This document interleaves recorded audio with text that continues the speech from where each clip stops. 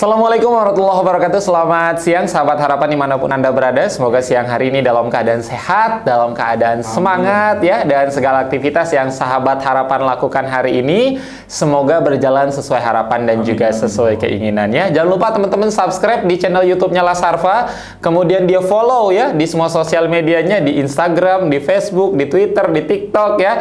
Dan alhamdulillah di siang hari ini di tengah jadwal beliau yang luar biasa padat ini teman-teman sahabat harapan ini hadir di studio podcast Lasarfa luar biasa narasumber Faiz di siang hari ini. Langsung saja akan Faiz perkenalkan. Beliau adalah Bapak Ayub Andi Saputra. Assalamualaikum Pak Ayub. Waalaikumsalam Kang Faiz. Salam tangguh. Salam tangguh. Masya Allah. Jadi ikut ke bawah aura semangat ini Pak. Alhamdulillah sehat Pak Ayub. Beliau adalah teman-teman Kabid Pencegahan dan Kesiapsiagaan BPBD Provinsi Banten. Siap. Jadi yang ngurusin bencana-bencana ya Pak ya. Pak mungkin bisa disapa-sapa dulu Pak teman-teman sahabat harapan. Baik. Bismillahirrahmanirrahim. Assalamualaikum warahmatullahi wabarakatuh. Salam tangguh. Yes. Perkenalkan saya Ayub Andi Saputra, Kabid Pencegahan dan Kesiapsiagaan BPBD Provinsi Banten. Salam hormat teman-teman tim dari Lasarfa. Terima kasih atas undangannya sehingga kami bisa sampai ke tempat ini. Puji syukur alhamdulillah. Ucapkan terima kasih yang tak terhingga, wabil khusus Mang Ii. Siap. Hatur nuhun Mang Ii. Salam sehat selalu. Salam buat teman-teman Des Relawan Provinsi Banten. Siap. Ini luar biasa. Insya Allah selama 30 menit ke depan ini teman-teman sahabat harapan Faiz bersama dengan Pak Ayub akan membahas soal mitigasi bencana dalam peningkatan kewaspadaan masyarakat Provinsi Banten. Siap. Pak Ayub, kalau kita berbicara tentang Provinsi Banten, bagaimana ketika kita berbicara soal Provinsi Banten kan ini seperti miniaturnya Indonesia ya Pak ya. Betul. Semua potensi ada. Betul. Mulai kalau berbicara soal wisata pantai, kita punya pantai bagus-bagus. Wisata pegunungan keren-keren. Wisata religi di Banten ada semua. Apa yang tidak ada di Banten semuanya ada. Kalau kita melihat Indonesia juga harus melihat Banten gitu kan. Tapi di tengah potensi yang luar biasa, di tengah keindahan yang luar biasa, ternyata Banten juga memiliki potensi untuk bencana dan lain sebagainya, gempa dan lain sebagainya. Terutama kalau kita berbicara soal ancaman seperti banjir, kemudian juga gempa bumi dan lain sebagainya. Kalau Pak Ayub melihatnya seperti apa Provinsi Banten ini Pak? Baik, terima kasih Kang Faiz atas pertanyaan yang disampaikan. Tentunya kita wajib berbangga, bersyukur kepada Allah Subhanahu Wa Taala menjadi orang Banten. Yes. Terlepas apa yang disampaikan, tentunya sangat betul kaitan dengan Provinsi Banten bila disebut adalah miniaturnya bencana di Indonesia. Terkait dengan bencana yang ada di Provinsi Banten, dari 14 macam jenis bencana, semuanya ada di Banten. Semuanya ada di Banten. Longsor, banjir, gempa bumi, gunung api meletus, banjir dan lain sebagainya. Potensinya luar biasa. Oleh karena itu, kami pemerintah Provinsi Banten dalam hal ini BPBD tentunya selalu ingin dan berharap memberikan yang terbaik dan ketenangan bagi masyarakat Banten tentunya. Apalagi yang disampaikan tadi tidak berbicara potensi bencana aja yang ada di Provinsi Banten, tentunya berkaitan langsung dengan kelola wisata alam dan lain sebagainya. Nah, tentunya di situ kewajiban kami memberikan sosialisasi, edukasi, pemahaman kepada masyarakat terkait dengan penanganan bencana alam yang ada di wilayahnya masing-masing. Siap. Jadi memang selain dianugerahi alam yang luar biasa, selain dianugerahi potensi yang luar biasa, tapi juga memiliki potensi bencana yang sangat luar biasa. Tadi Pak Ubay menyebut ada 14 ya Pak ya. Betul. 14 potensi macam gempa yang senantiasa mengintai kapan saja dan di mana saja di Provinsi Banten. Tapi kalau kita melihat bencana di Banten kan rasanya kalau Faiz pribadi ini Pak Ubay rasanya Pak Ayub Masya Allah. Pak Ayub sering sekali banjir, rasanya menjadi langganan sekali. Ini banjir ini seperti apa melihat banjir ini Pak Ayub? Tentu sangat betul sekali Kang Faiz terkait dengan potensi bencana banjir yang ada di Provinsi Banten tentunya. Mulai dari kawasan Tangerang Raya, sekarang terjadi malah di Kota Serang. Justru kekhawatiran kami sekarang itu adalah potensi bencana banjir yang disampaikan tadi.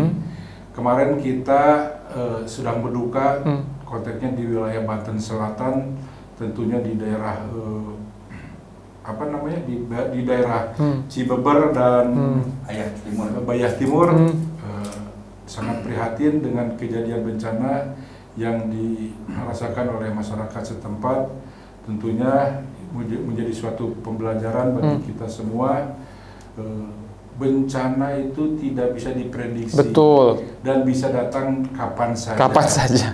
Tapi terlepas daripada itu, tentunya kami punya kewajiban, apa yang disampaikan tadi di awal, selalu memberikan pengertian kepada masyarakat bagaimana cara menghadapi bencana. Bencana itu sebetulnya bisa terjadi karena faktor alam ataupun faktor non-alam. Faktor alam dan faktor non-alam, menarik nih, bencana bisa terjadi. Kalau faktor alamnya, Pak? Faktor alam sendiri tentunya terkait dengan bencana banjir, apalagi sekarang gunung-gunung ya, sudah tidak lagi, udah pada gundul. Ya. Faktor alamnya tentunya bisa terjadi karena faktor udah ketentuan Allah Subhanahu wa Ta'ala. Dan itu bisa terjadi kapan dan di mana saja. Tapi kalau faktor non alam tentunya adalah faktor yang disebabkan oleh manusia itu sendiri. Makanya saya selalu menghimbau ketika menyampaikan sosialisasi kepada masyarakat, tentunya ketika menebang pohon, ketika menambang dan lain sebagainya, tentunya jangan sampai mengakibatkan kerugian bagi orang lain.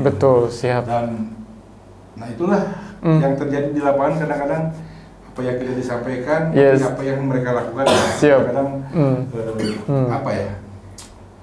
kejadiannya sungguh tidak bisa diprediksi. Yang namanya bencana memang tidak bisa diprediksi. Kalau bisa diprediksi, kita kabur duluan, Pak. Siapa dengan apa yang tadi Bapak sampaikan, Pak Ayu sampaikan, bahwasannya memang potensi bencana di provinsi yang kita cintai ini kan luar biasa, mengintai kapan saja, mulai dari banjir, gempa bumi, gunung berapi, longsor dan lain sebagainya. Tentu selama ini sudah banyak hal yang dilakukan oleh teman-teman BPBD dalam rangka pencegahan, mitigasi dan lain sebagainya. Sudah melakukan apa saja di masyarakat sejauh ini, Pak, teman-teman BPBD Provinsi Banten? Terkait dengan giat BPBD Provinsi Banten, saya sendiri ada di bidang pencegahan dan kesiapsiagaan, tentunya sesuai dengan tupoksi. Alhamdulillah kami sudah berkeliling dari apa yang tadi disampaikan mulai dari tahun ini itu saya melakukan pembinaan terhadap Desa Tangguh Bencana. Desa Tangguh Bencana, siap. Maksud dan tujuan Desa Tangguh Bencana itu adalah memberikan edukasi, pemahaman, dan menjadikan desa itu tangguh terhadap bencana. Pengertian tangguh itu adalah diupayakan ketika terjadinya bencana di wilayah satu desa atau kelurahan, mereka sudah terbentuk dari struktur organisasinya. Nanti siapa berperan apa, si B berperan apa, si C berperan apa. Jadi sudah terbentuk struktur organisasi penanganan bencana yang ada di kelurahan atau desa. Nah, terus terkait dengan selain itu, kami juga selalu memberikan sosialisasi, edukasi melalui KIE, media massa, radio dan lain sebagainya. Banyak sekali kegiatan-kegiatan yang kami sampaikan kepada masyarakat yang ada di Provinsi Banten. Tentunya dari 4 kabupaten kota yang dari Kabupaten Lebak, Pandeglang, Serang, Cilegon, dan Tangerang Raya. Tentunya segala upaya sudah kami sampaikan, dan itulah kembali ke dunia, ke alam. Artinya apa yang terjadi ya semata-mata karena Allah Subhanahu wa Ta'ala. Bagaimana hal-hal yang sudah dilakukan oleh teman-teman BPBD Provinsi Banten membuat desa tangguh dan lain sebagainya. Sejauh ini sudah ada berapa banyak desa tangguh di penyebarannya di Provinsi Banten, Pak Ayu? Alhamdulillah sebaran terkait dengan pembentukan desa tangguh bencana sebetulnya bukan BPBD provinsi aja yang menyelenggarakan, tapi BPBD kabupaten kota juga menyelenggarakan sama. Betul. Nah, cuma ada yang dibiayai oleh APBD kabupaten dan APBD provinsi. Yes. Nah, tapi pelaksanaannya kita tetap berkoordinasi dengan BPBD kabupaten kota, desa dan kelurahan mana saja yang belum terbentuk. Yes. Sehingga kami menunggu arahan dari mereka, ini desa ini Kang, baru kita terjun. Jadi pelaksanaannya kegiatan tersebut kita berkolaborasi dengan BPBD Kabupaten Kota di Provinsi Banten. Siap. Jadi apakah ada syarat-syarat tertentu sehingga desa itu bisa dibentuk sebagai desa tangguh bencana, atau memang tidak semua desa layak menjadi desa tangguh bencana, Pak Ayub? Ya, tentunya terkaitan dengan desa tangguh bencana, tentunya kaitannya dengan potensi yang akan terjadi di desa tersebut, yang sering terjadi. Ya. Kalau tidak pernah terjadi bencana, nggak main bentuk desa tangguh bencana atau nah, tentunya pembentukan desa tangguh atau kelurahan tangguh bencana itu adalah desa atau kelurahan yang sering terjadi bencana, baik bencana longsor dan lain sebagainya. Nah, tahapannya tentunya yang dilakukan adalah membuat struktur organisasi desa tangguh kelurahan bencana desa Anu. Nah, di situ ada penanggung jawabnya siapa. Jadi kalau BPBD kelas lurahan lah gitu kan. Jadi ada seksi logistik, seksi ke bagian penyelamatan dan pertolongan, bagian evakuasi dan sebagainya. Nah, jadi hal-hal itulah yang kami buat dan kami lakukan kepada mereka, sehingga ketika bencana itu terjadi, mereka sudah tidak lagi harus gimana nih dari waktu punggung, kan gitu. Oh, ini ketika ada masyarakat yang harus, oh ini tanggung jawabnya siapa? Jadi hal-hal yang kecil seperti itu sehingga mereka bisa melaksanakan secara mandiri ketika terjadinya bencana, begitu kan. Jadi memang kenapa dibuat desa tangguh bencana ketika ya mohon maaf kita tidak menginginkan bencana itu terjadi, tapi ketika itu terjadi kita harus siap dan kita tahu apa yang harus kita lakukan. Nah, intinya seperti itu. Siap Pak. Kalau ngomongin soal bencana, balik lagi kita tidak tahu kapan dan di mana, dan kalau kita ngomongin soal personil BPBD di tengah kondisi potensi bencana yang luar biasa banyak di Banten, tentu tidak akan tertangani. Jumlah teman-teman BPBD mungkin bisa dihitung dengan jari. Tapi ketika bencana itu melanda satu kecamatan, satu kabupaten, tentu teman-teman BPBD membutuhkan banyak mitra, kolaborasi sejauh ini dengan teman-teman relawan. Sejauh ini kolaborasi yang sudah teman-teman lakukan BPBD Provinsi Banten dengan banyaknya relawan dari lintas sektor gitu Pak. BPBD sebagai leading sektor seperti apa? Perlu kami disampaikan terkait dengan bencana lah, bukan tanggung jawab BPBD saja. Kebencanaan itu ada pentahelik. Ya. Di situ ada peran pemerintah, tentunya BPBD, ada peran dunia usaha, ada peran media massa, ada peran LSM, ada peran dunia pendidikan. Nah, mereka secara otomatis akan terlibat ketika penanganan bencana itu terjadi. Nah, puji syukur alhamdulillah kerjasama yang kami lakukan selama ini perlu kami sampaikan sangat luar biasa. Kami selalu didukung oleh tim Des Relawan Provinsi Banten. Siap. Yang mana alhamdulillah Kang I yang sebagai ketuanya sangat luar biasa ketika menggerakkan organisasi tersebut, berkoordinasi dengan kami. Kang, harus gimana nih? Harus kemana nih? Gitu kan. Artinya alhamdulillah selain Des Relawan Provinsi Banten yang hari ini terbentuk di kami itu ada 77 organisasi relawan Des Relawan yang ada di kami. Nah, dan tentunya tidak lupa peran TNI dan Polri. Mereka menjadi satu garda terdepan ketika penanganan bencana.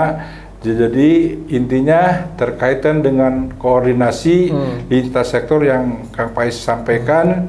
Tentunya insya Allah kami selalu memperkuat hal itu. Siap. Jadi memang apa yang disampaikan Pak Pak Ayub, Masya Allah. Apa yang disampaikan oleh Pak Ayub ini luar biasa. Artinya teman-teman BPBD tidak akan bisa berdiri sendiri tanpa bantuan dari berbagai sektor. Tadi menarik juga Pak Ayub menyampaikan bahwa ketika bencana terjadi biasanya semua sektor itu membantu, ya Pak ya. Teman-teman relawan, kemudian pengusaha, kemudian TNI Polri, kemudian teman-teman relawan dan lain sebagainya. Pak, kalau ngomongin soal potensi yang tadi juga sempat kita bahas di awal, artinya kan memang potensi sangat besar sekali, dan itu kenapa akhirnya desa tangguh bencana itu dibuat. Apakah memang kalau balik lagi ke desa tangguh bencana ini program yang nasional, artinya di seluruh Indonesia ada, atau memang ini inisiasinya dari lahirnya dari teman-teman BPBD Provinsi Banten, Pak Ayub? Sepengetahuan saya terkait dengan desa atau kelurahan tangguh bencana itu adalah program pusat BNPB. Tapi belum lama ini ada beredar ditindaklanjuti oleh Kemendagri terkait dengan ada program Kecamatan Tangguh Bencana. Kecamatan Tangguh Bencana. Jadi diperluas, gitu kan. Jadi mudah-mudahan ini belum diimplementasikan. Mudah-mudahan ke depan terkait dengan hal dan program tersebut bisa terlaksana dan sehingga kita bisa bekerja dengan maksimal. Siap. Jadi memang Desa Tangguh Bencana ini lahirnya dari teman-teman BNPB, kemudian belakangan muncul Kecamatan Tangguh Bencana. Betul. Tentu teman-teman menyambut baik, Pak ya. Semakin banyak desa, semakin banyak kecamatan yang aware terhadap bencana, tentu akan sangat memudahkan ketika terjadi bencana, Pak Ayub. Ada lagi program tersebut mirip dengan desa atau kelurahan tangguh bencana. Di dinas sosial ada kampung siaga bencana. Kampung siaga bencana. Di dinas sosial itu ada lagi kampung siaga bencana. Ya tentunya dengan banyaknya model-model hal tersebut sehingga bisa memudahkan dan memberikan edukasi kepada masyarakat dan penanganan bencana alam yang terjadi di wilayah masing-masing bisa tertangani dengan baik dan cepat tentunya. Siap. Ini Pak Ayub asli orang Banten, Pak? Saya orang Banten lah, tapi walaupun saya orang Banten, tapi saya tinggal di Banten itu udah kurang lebih saya tahun 1996. 1996.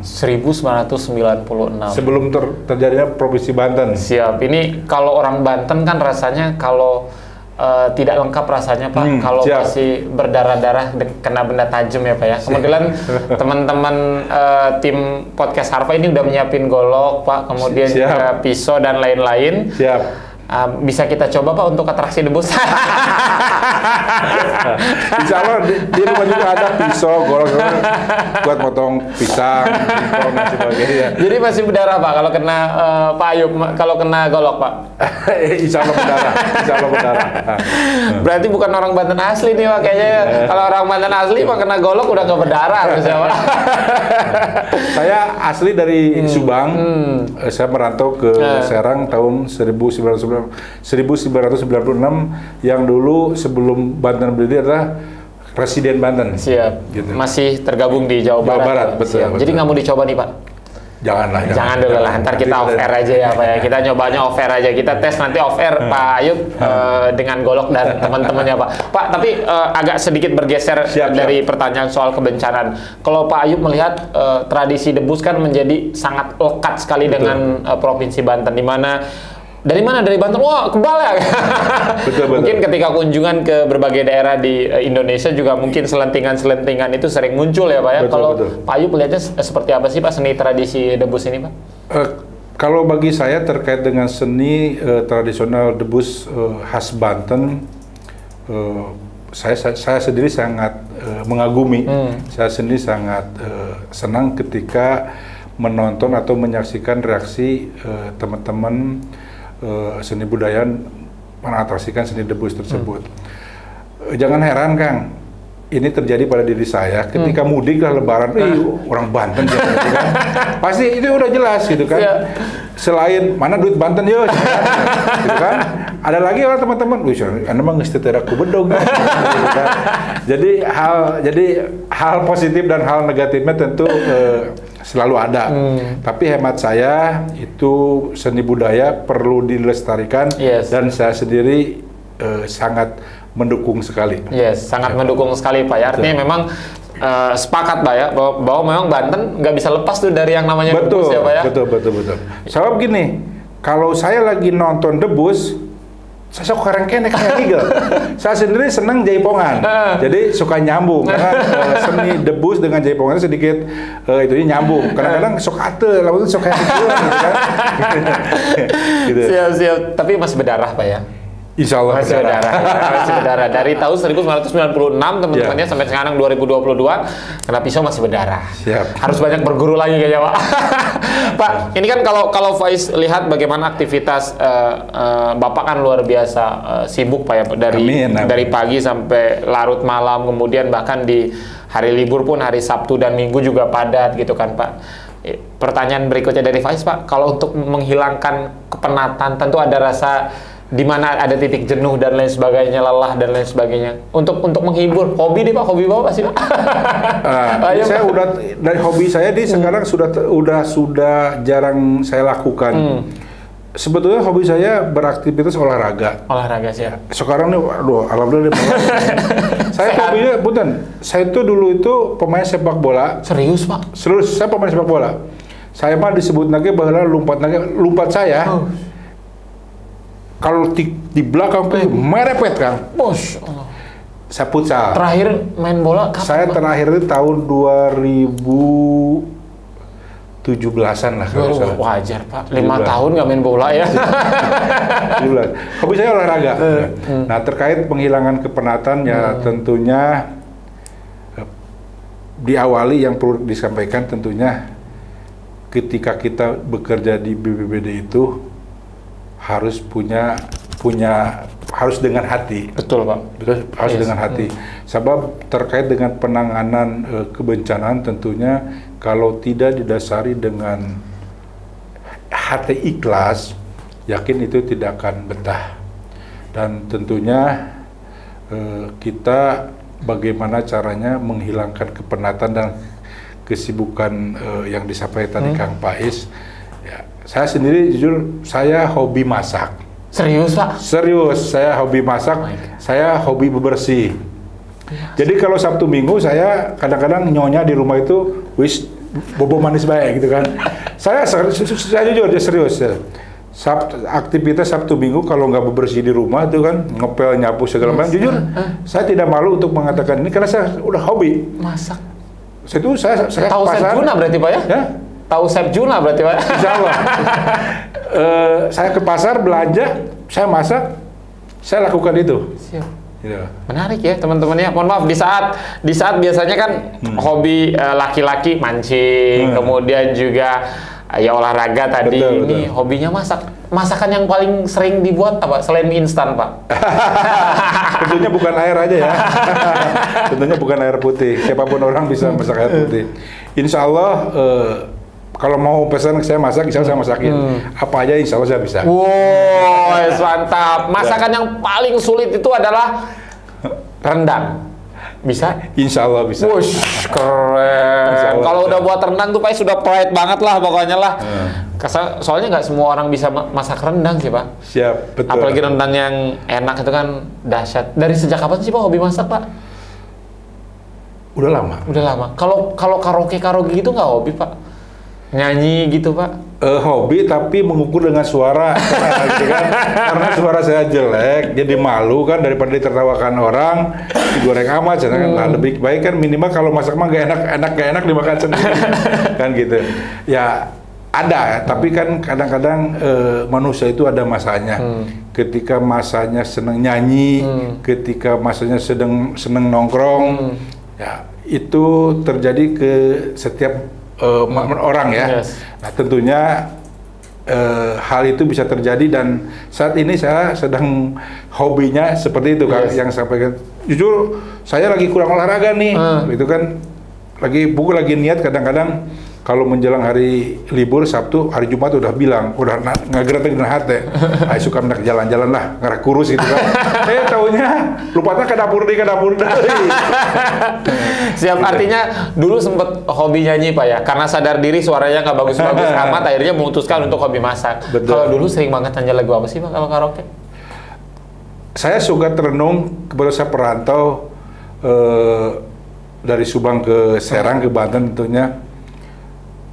Di garis tangan atau garis kehidupan saya jujur kita dari bawah dari nol datang ke Serang, puji syukur alhamdulillah saya bisa sekarang seperti ini ya, tentunya tidak terlepas dari doa orang tua.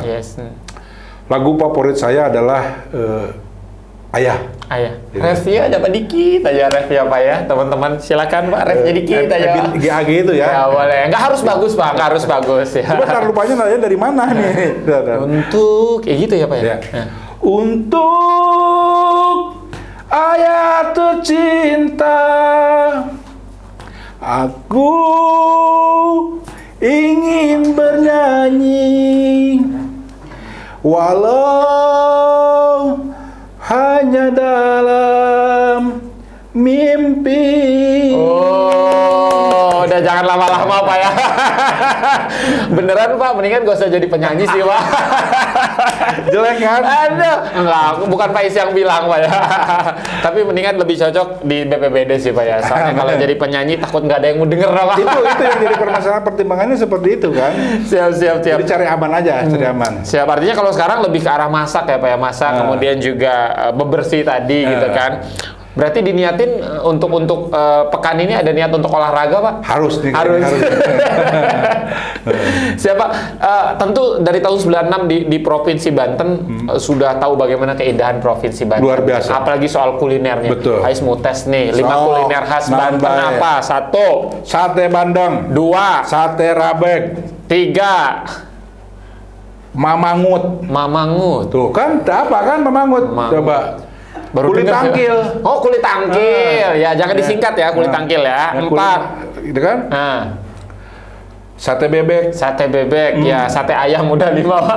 Sate ayam bukan khas Banten. Oh, bukan Banten. Sate bebek mah kan khas Banten Cibeber ya. Cibeber, siap. Satu lagi. Sop ikan. Woi, keren asli. Ya, soalnya itu saya sering masak.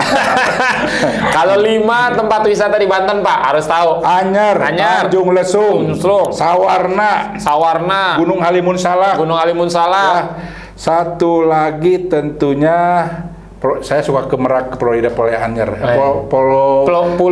Florida, Anyer, Merak ya? Merak. Ya, keren. Lulus nilainya 200 ini. Ayo, semuanya makanan terjawab, 5 wisata di Banten juga asli KTP Banten Pak. Ini Pak Sprite. Cuman masih berdarah aja Pak ya. Pak, dalam waktu dekat teman-teman BPBD Provinsi Banten akan melakukan apa lagi nih Pak? Kalau kita berbicara tahun 2022 yang tinggal 2 bulan lagi nih Pak. Amin, terima kasih Kang Pais. Perlu kami sampaikan dalam kesempatan yang baik ini terkait dengan program kegiatan BPBD menjelang akhir tahun kegiatan. Tentunya himbauan nih. Menurut informasi BMKG terkait dengan cuaca, akhir tahun itu akan mendekati cuaca musim hujan panjang. Nah, tentunya himbauan kepada masyarakat tentunya bisa berantisipasi terkait dengan potensi musim hujan dan yang mana dikhawatirkan terkait dengan hal itu bisa berpotensi menyebabkan banjir. Di Serang sendiri sekarang potensi hujan 1-2 jam berturut-turut banjir di mana-mana. Genangan di mana-mana. Nah, tentunya kami himbaukan kepada masyarakat supaya bisa mempersiapkan diri dan tentunya langkah-langkah yang bisa diambil dan dilakukan tentunya jangan sampai satu buang sampah sembarangan dan lain sebagainya, terutama buang yang mengakibatkan aliran sungai menjadi sempit atau terhalang dan sebagainya, dan itu salah satu penyebab banjir yang terjadi di lapangan. Terkait dengan kegiatan, insya Allah di akhir tahun ini BPBD Provinsi Banten yang terkait dengan kegiatan yang di bidang 1, di bidang saya, nanti akan diadakan kegiatan sosialisasi tentunya yang berkaitan langsung dengan masyarakat yang ada di pesisir pantai. Siap. Terkait dengan sosialisasi atau edukasi simulasi bencana tsunami. Ngeri banget. Jadi insya Allah mudah-mudahan itu baru potensi dan tidak terjadi, tapi kesiapsiagaan kita tetap harus dilaksanakan, diberi pemahaman kepada masyarakat.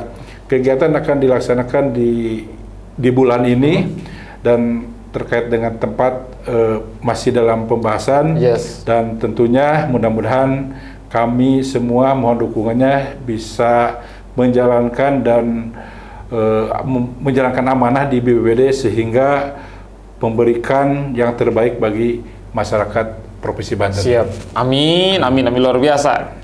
agendanya padat merayap Pak ya, kayak tol puncak Pak. Pak, kalau kita berkaca dari tahun-tahun sebelumnya, ini Faiz pribadi tidak menginginkan ini terjadi. Tentu kita semua tidak menginginkan. Biasanya nih Pak kan, mohon maaf itu bencana itu biasanya sering sekali terjadi, terutama di Banten nih Pak, di akhir-akhir tahun nih Pak. Banjir, kemudian kita sempat tsunami, kemudian juga longsor dan lain sebagainya. Apa yang sudah dipersiapkan Pak sejauh ini untuk mengantisipasi? Tapi semoga jangan gitu ya Pak ya sejauh ini Pak. Selain di penghujung tahun, bencana itu terjadi bisa di hari libur. Di hari libur? Nggak Sabtu Minggu ya. Yang terjadi selama ini, tahun ini, terjadinya bencana giliran libur, ada bencana, jadi terjadi libur. Jadi nggak jadi libur. Tetap liburannya ke lapangan. Nah, tentunya antisipasi yang kami lakukan BPBD tentunya selalu bekerjasama dengan BPBD Kabupaten Kota dan dinas instansi terkait dalam upaya peningkatan kewaspadaan dini terhadap masyarakat. Yang mana alhamdulillah jadi kami punya peringatan dini bencana dari BMKG dan bekerjasama dengan BNPB dan itu diinformasikan ke BPBD Kabupaten Kota se-Provinsi Banten. Jadi himbauan-himbauan itu kami share ke Kabupaten Kota dan pada relawan tentunya memberikan informasi ketika potensi itu akan terjadi. Nah, harapan besar potensi itu tetap potensi pasti ada, tapi kewaspadaan tetap kita tingkatkan. Dan perlu kami sampaikan juga BPBD dalam rangka mengantisipasi hal tersebut, kami sekarang menyiapkan posko Kang. Posko Satgas BPBD Provinsi Banten, yang mana kami sekarang punya 3 posko. Yang pertama ada di Cibaliung, siap. Yang kedua ada di Malingping, dan ketiga ada di wilayah Tangerang, siap. Tentunya posko tersebut tujuannya antara lain memberikan pertolongan secara cepat manakala ada informasi bencana yang terjadi di wilayah masing-masing. Siap. Jadi memang ada 3 posko Pak ya. 2 di Banten Selatan, 1 di Tangerang Raya. Di Tangerang Raya seperti itu. Jadi memang segala hal sudah dilakukan oleh teman-teman BPBD Provinsi Banten teman-teman ya. Tapi memang kita balik lagi, semoga kita berharap tidak ada bencana Pak ya di provinsi yang kita cintai ini, semuanya aman, damai. Tapi memang jikapun ada, kita harus sudah siap. Kita harus melakukan apa dan lain sebagainya. Siapa berbuat apa. Nyumput kalau ada gempa di kolong meja itu Pak, sekolah dulu kayak gitu tuh Pak. Simulasinya. Hal itu tetap kita lakukan sampai sekarang. Dan alhamdulillah di program tahun anggaran perubahan kami juga door to door ke sekolah melalui penyuluh kebencanaan. Staf-staf kami di BPBD ada yang ke Pandeglang, ada yang ke Serang, ke Cilegon, ke Tangerang dan lain sebagainya, memberikan edukasi kepada anak usia dini, terutama cakupannya di Provinsi Banten itu SMA, SMK. Nah, artinya segala upaya kami lakukan untuk memberikan pemahaman secara meluas terkait dengan kebencanaan. Siap. Dari sekolah tuh dulu tuh udah sempet tuh BPBD datang ke sekolah tuh. Kalau ada gini dan itu bermanfaat sampai dengan sekarang ya teman-teman. Pak, kalau pertanyaan Faiz berikutnya, sepanjang tahun 2022 Pak sampai dengan bulan ini 1 November 2020 sudah ada berapa titik bencana Pak? Sudah ada berapa kejadian bencana Pak di Banten? Pertanyaan itu terkait dengan terjadinya bencana, kebetulan ada di bagian data informasi. Tapi seingat saya cukup luar biasa terjadinya bencana di tahun ini, terutama terkait dengan banjir. Siap. Sekarang itu di wilayah Tangerang Raya saja yang sering terjadi yaitu di Kota Tangerang Selatan. Yaitu kami sampaikan potensi banjir sendiri bisa terjadi 2 hal. 1, banjir karena intensitas tinggi dan lama. Kedua, karena di sini tidak banjir karena kiriman dari jadi beberapa faktor sehingga terjadinya bencana. Semuanya itu tercatat dan datanya ada di Pusdatin kan. Siap. Teman-teman yang pengen mengakses bisa langsung lihat webnya Pak ya. Ada web BPBD Provinsi Banten. Pak juga tadi sempat kepo-kepo Pak. Nyari foto Bapak Pak. Siap. Ternyata yang ada foto Pak Kala doang Pak di bagian tampilan depannya ya. Ini luar biasa teman-teman apa yang disampaikan oleh Pak Ayub ya, bahwasanya teman-teman BPBD Provinsi Banten telah berupaya semaksimal mungkin dalam rangka meminimalisir Pak ya terjadinya korban ketika memang terjadi bencana. Dan apa yang tadi sudah Pak Ayub sampaikan bahwa ketika terjadi bencana ini bukan tanggung jawab teman-teman BPBD semata. Betul. Semuanya menjadi tanggung jawab Pak ya, tanggung jawab kita bersama. Pentahelik. Yoi, siap Pak ya. Jadi kalau tanggung jawab teman-teman BPBD berat Pak ya. Personilnya sedikit Pak ya. Perlu kami sampaikan BPBD Provinsi Banten itu punya Satgas 70 orang. Punya ABK 10 orang. Jadi selain itu kita punya posko ABK di Karangantu. Ya, artinya mereka bertujuan adalah penyelamatan laka di laut tentunya. Dan selama ini sering terjadi dan mereka selalu diikut sertakan. Dan pegawai Provinsi Banten dulu sendiri ada kurang lebih 40 orang. 40 orang, 40 orang. Dan nggak mungkin nge-cover luasnya Provinsi Banten Pak ya, kalau tidak bekerja sama dengan OPD terkait, dinas instansi vertikal, dan tentunya yang tidak terlepas TNI Polri dan para relawan. Siap. Terima kasih banyak Pak Ayub sudah hadir di podcast Selasa Rapat. Terakhir mungkin Pak, yang pertama ingin Bapak sampaikan untuk tim BPBD Provinsi Banten yang kerjanya tidak kenal waktu ya Pak ya, bahkan banyak kali di hari libur harus turun ke lapangan yang harusnya memang bertemu dengan keluarga di rumah, ini justru membantu masyarakat ketika terjadi bencana. Yang pertama, yang kedua apa yang Bapak sampaikan untuk masyarakat Provinsi Banten? Silakan Pak. Yang pertama saya sampaikan kepada teman-teman BPBD Provinsi Banten, yang pertama Pak Kalak, Pak Sekban, para pejabat eselon 3 dan 4, para pelaksana, dan tentunya Satgas yang selalu di lapangan terdepan. Saya mengucapkan terima kasih, dedikasi yang sangat tinggi atas jerih payah dan upayanya selama di BPBD terkait dengan penanganan bencana yang ada di Provinsi Banten. Mudah-mudahan Allah Subhanahu wa Ta'ala selalu memberikan kesehatan dan tentunya selalu diberikan kekuatan ketika menjalankan kerja di BPBD Provinsi Banten. Yang kedua, himbauannya tentunya buat masyarakat, di mana kala ada terjadinya bencana, himbauannya tetap harus tenang. Jangan gugup, jangan gundah dan sebagainya, karena ketika tidak tenang, kurung gusuh, itu bisa terjadi potensi yang lainnya gitu kadang-kadang.